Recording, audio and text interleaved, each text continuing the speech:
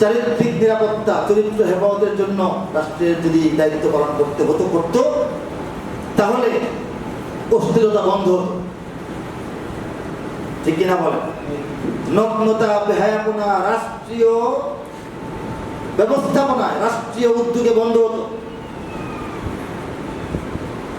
বেহায়াপনার আয়োজন দেখলে হেলিকপ্টার থেকে র্যাব দিয়ে গুলি করানো হতো। নিরবকে কথা বলেন, উচিত ছিল না? যেখানে নগ্ন নাচ গান, বেহায়াপনা, গাঞ্জা, মদ চলতেছে, ওখানে হেলিকপ্টার আসে তাদের উপর গুলি করবে, কয়েকটা মরবে, যাতে এটা জিনিসটা শেষ হয়। হেলিকপ্টার তো উড়েও গুলিও করে, জায়গা মতো করতে দেখি। ঠিক কিনা বলেন? রাষ্ট্রের শক্তিগুলো বেহায়াপনা, নগ্নতা, অশ্লীলতা বন্ধের জন্য কাজ করার কথা। সংস্কৃতি বিভাগ, তথ্য মন্ত্রণালয়, সংস্কৃতি মন্ত্রণালয় বলার কথা, আপনারা কঠোর সেন্সরশিপ বসান।